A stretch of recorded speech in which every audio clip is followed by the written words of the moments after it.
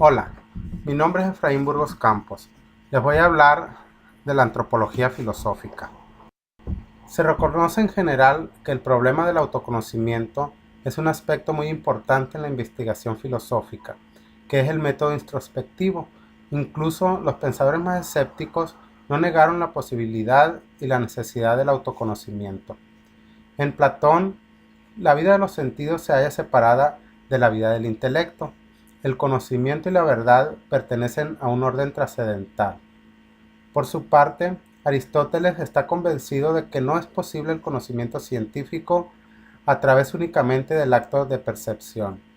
Pero cuando niega la separación que Platón establece en el mundo ideal y el empírico, él habla como un biólogo. Sin embargo, la pregunta acerca del hombre se comenzó a plantear a partir de las especulaciones filosóficas de Sócrates, cuestión que divide al mundo griego entre la pregunta mezclada del hombre con vistas en el mundo como totalidad, pueden ser fisiológicos o presocráticos, y la pregunta por el hombre de una forma sostenida como verdad objetiva, absoluta y universal que solo engloba el universo del hombre. Sócrates sostiene y defiende siempre el ideal de una verdad objetiva, absoluta, universal, pero el único universo que conoce y al cual se refiere a todas sus indagaciones es el universo del hombre. Pero en general Sócrates no da ninguna respuesta al problema planteado en cuestión de qué es el hombre. Para, pero para entender el significado de la filosofía antropológica se debe atender un carácter dramático, ya que no se enfrentan con el desarrollo de conceptos o teorías de forma pacífica, sino entre una pugna de poderes espirituales en conflicto. San Agustín es el fundador de la filosofía medieval y de la dogmática cristiana. Según él, toda la filosofía anterior a la aparición de Cristo padece un error fundamental y está infestada de una misma herejía. Él decía que se había exaltado el poder de la razón como el supremo poder del hombre, pero lo que el hombre no pudo conocer jamás hasta que fue esclarecido por una especial revelación divina es que la razón constituye una de las cosas más dudosas y equívocas del mundo. No podemos mostrarnos el camino de la luz, la verdad y la sabiduría. Ella misma es oscura en su sentido y sus orígenes se hallan envueltos en el misterio, que se resuelve únicamente con la revelación cristiana. Según San Agustín, la razón no posee una naturaleza simple y única, sino doble y escondida. En el pensamiento filosófico reciente, Max Scheler afirma que en ningún otro periodo del conocimiento humano el hombre se hizo tan problemático para sí mismo como en nuestros días, ya que disponemos de una antropología científica, otra filosófica y otra teológica que se ignoran entre sí. No poseemos, por consiguiente, una idea clara y consistente del hombre. La multiplicidad siempre creciente de ciencias particulares ocupadas en el estudio del hombre ha contribuido más a enturbiar y a oscurecer nuestro concepto del hombre que a esclarecerlo. Pero una clave de la naturaleza del hombre es sin duda el símbolo. Westcott señala que representaría una especie verdaderamente ingenua de dogmatismo suponer que existe una realidad absoluta de cosas que fuera la misma para todos los seres vivientes. La realidad no es una cosa única y homogénea, poseyendo tantos esquemas y patrones diferentes como diferentes organismos hay. Cada organismo es, por decirlo así, un ser monádico. Posee un mundo propio, por lo que, por lo mismo que posee una experiencia peculiar o particular. Los fenómenos que encontramos en la vida de una determinada especie biológica no son transferibles a otras especies. Sin embargo, en el mundo humano encontramos una característica nueva que parece constituir la marca distintiva de la vida del hombre. Su círculo funcional no solo se ha ampliado cuantitativamente, sino que ha sufrido también un cambio cualitativo. El hombre, como si dijéramos, ha descubierto un nuevo método para adaptarse a su ambiente, entre el sistema receptor y el efector, que se encuentran en todas las especies animales. Hallamos en él como eslabón intermedio algo que podemos señalar como sistema simbólico. Esta nueva adquisición transforma la totalidad de la vida humana. Es por eso que el hombre no puede escapar de su propio logro. No le queda más remedio que adoptar las condiciones de su propia vida. Ya no vive solamente en un puro universo físico, sino en un universo simbólico. No podemos negar que el pensamiento simbólico y la conducta simbólica se hallan entre los rasgos más característicos de la vida humana y que todo el progreso de la cultura se basa en estas condiciones.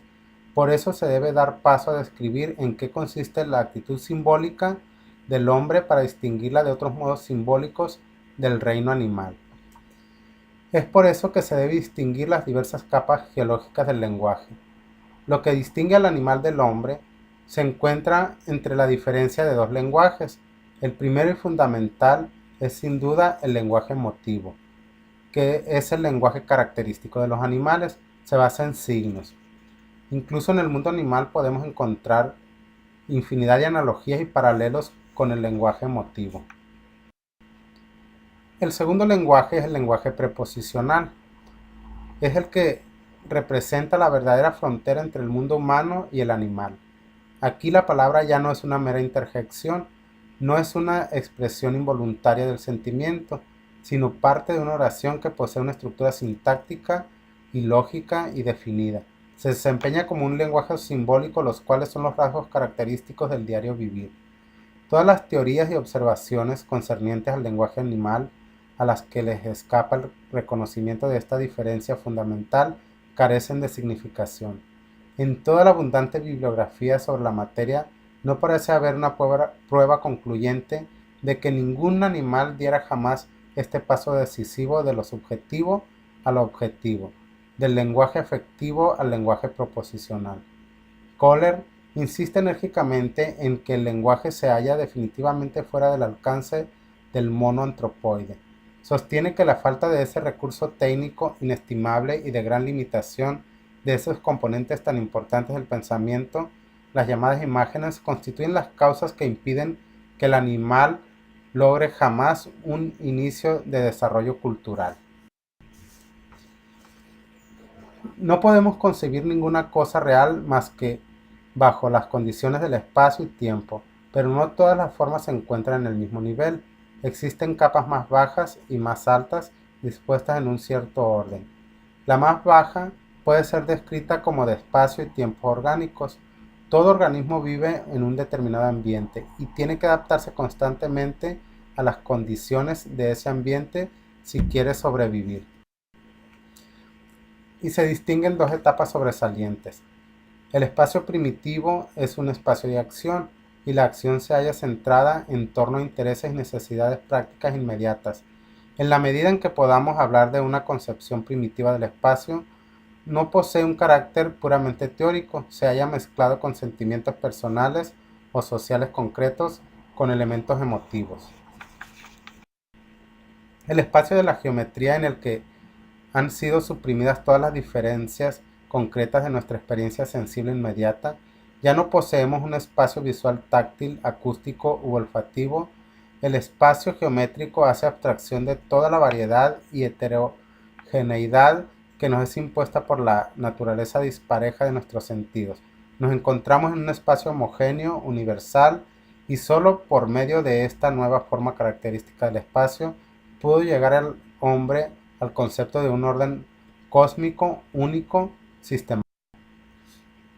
Kant plantea que sí es posible descubrir un criterio general con el cual podamos describir la estructura fundamental del intelecto humano y distinguir esta estructura de todos los demás modos posibles de conocimiento. Después de un análisis llega a la conclusión de que tal criterio hay que buscarlo en el carácter del conocimiento humano. Para concluir, la gran misión de la utopía no consiste sino en hacer lugar a lo posible como lo opuesto a la aquiescencia pasiva del estado actual de los asuntos humanos. Este pensamiento simbólico supera la inercia natural del hombre y le dota de una nueva facultad, la de reajustar constantemente su universo humano. Por su atención, gracias.